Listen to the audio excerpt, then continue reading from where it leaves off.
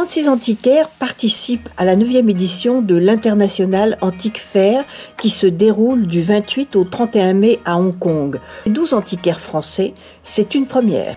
Cette foire a été créée par mon ami William Schack et son épouse Priscilla il y a une dizaine d'années, et il s'était spécialisé sur les arts asiatiques. Depuis un certain temps, nous avions pensé, nous les antiquaires français, qu'il y avait quand même quelque chose qui bougeait énormément en Asie, en Chine et surtout en Asie du Sud-Est, et nous nous avions dit il faudrait peut-être que nous fassions l'effort d'aller à la rencontre de ces futurs collectionneurs. Donc, après avoir exploré un petit peu Shanghai, Hong Kong, Singapour, Pékin, nous avons trouvé que la meilleure solution au niveau juridique, importation, financier et autres était le lieu de Hong Kong, qui est placé au centre par rapport à toutes les villes d'Asie du Nord et d'Asie du Sud et Sud-Est de l'Asie. Et donc nous avons pris contact avec William en lui disant « tu as une foire qui marche très bien, qui est superbe, mais qui reste une foire très localisée et très spécialisée. Est-ce que tu ne serais pas tenté de faire que ce salon devienne la foire incontournable d'Asie, comme nous avions en France la Biennale, ou dans d'autres pays comme Maastricht ou aux États-Unis. » Et l'idée a plu à William et Priscilla, et donc nous avons contacté un certain nombre de marchands français et belges dans un premier temps, parce que malheureusement il faut y aller par étapes, et tout le monde a trouvé ça, l'idée très très intéressante, en disant oui c'est fabuleux, on va comme ça rentrer en contact avec ce marché ultra sensible et un peu Eldorado qu'est la Chine, et j'ai précisé, attention, il n'y a pas que la Chine. Toute l'Asie du Sud-Est est très importante et il y a de nombreux collectionneurs, non seulement à Singapour, Jakarta, Kuala Lumpur, et c'est pour ça que nous avons fait toute cette promotion en Asie du Sud-Est.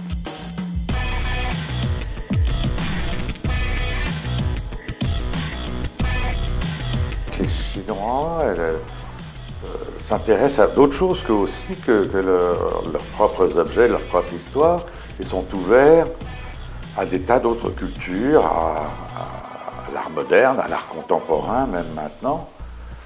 Et l'art primitif a influencé tout ce courant artistique, depuis Derain, Picasso, Lamin, etc., jusqu'à les artistes les plus contemporains.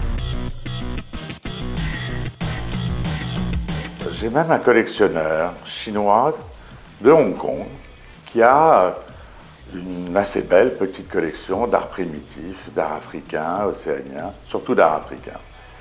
Et il vit à Hong Kong, et je suis sûr qu'il peut y en avoir d'autres. Ils ont commencé beaucoup par collectionner leur propre art, et maintenant ils sont passés à un stade second qui est, on s'est intéressé à notre culture, on commence à s'intéresser aux autres domaines, et on le voit avec la présence de nombreux acheteurs asiatiques dans les domaines des arts, de la peinture et des impressionnistes. Ils avaient été intéressés dans des ventes d'art précolombien, ils commencent à regarder les objets grecs, ils s'intéressent beaucoup au mobilier français depuis un certain temps. Ils ont quand même ce côté, Versailles c'est très important, l'art décoratif c'est quelque chose. Certains veulent montrer leurs différences et sont ravis de montrer leur tableau de Renoir ou leur dessin de Degas ou un meuble français.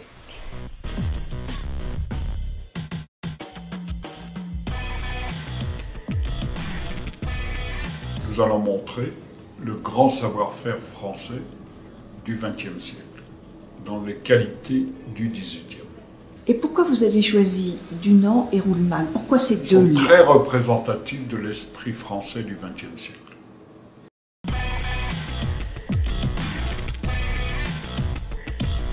J'ai trouvé intéressant que les gens chinois ou n'importe qui viennent et photographient.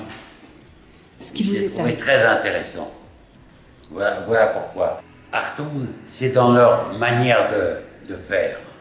C'est dans la manière chinoise. Soudage, c'est par cinéma.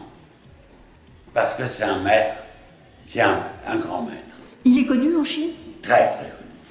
Il est acheté en Chine? Il est acheté en Chine. Ils s'intéressent à l'art français et je vous dis, ils sont assez passionnés pour tout ce qui est sculpture des arts décoratifs du 19e siècle français. Et avec le thème de l'amour ou de la jeunesse ou de la nature, ils sont toujours, disons que c'est très attractif pour eux et ça leur plaît énormément. On a envoyé 4 pièces totalement différentes les unes avec les autres et sincèrement c'était pour essayer d'avoir un minimum de pièces, une présentation de différentes cultures et de différents types d'objets qu'on peut trouver en Afrique. J'ai fait une exposition à Shanghai il y a quelques années et j'ai été très étonné par la qualité des questions qu'on me posait. L'implication commerciale après a été très difficile. La manière de travailler avec les Chinois, c'est une manière que je ne connais pas, mais en tout cas la pertinence des questions qu'ils posaient était tout à fait stupéfiante. Je pense qu'on est en fait très proches les uns des autres. Il faut quand même se rappeler que De Gaulle a été un des premiers, sinon le premier, si je me rappelle bien, à reconnaître le régime chinois. Vous savez que l'ENA a été quand même fondée sur la base de ce qu'étaient les mandarins. Et en fait, la culture chinoise et la culture européenne, en particulier française, elle est très très proche.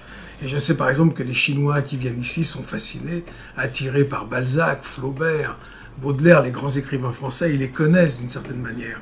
La Chine a aussi eu des très grands poètes, des très grands écrivains. Il y a aussi la calligraphie, l'écriture, qui ont été aussi des grandes traditions européennes et françaises. Nos cultures, évidemment, sont éloignées par la distance, mais elles ne sont pas éloignées par le fond, par la sensibilité. Et je pense que le peuple chinois est un peuple très féru de culture et très proche de nous. C'est très touchant cette curiosité, non? Oui, c'est très touchant, mais et ce qui est d'autant plus touchant, c'est qu'on est vraiment à l'opposé complet avec eux, mais qui font l'effort, alors que nous, en France, on ne voit pas une passion pour la culture chinoise ou asiatique.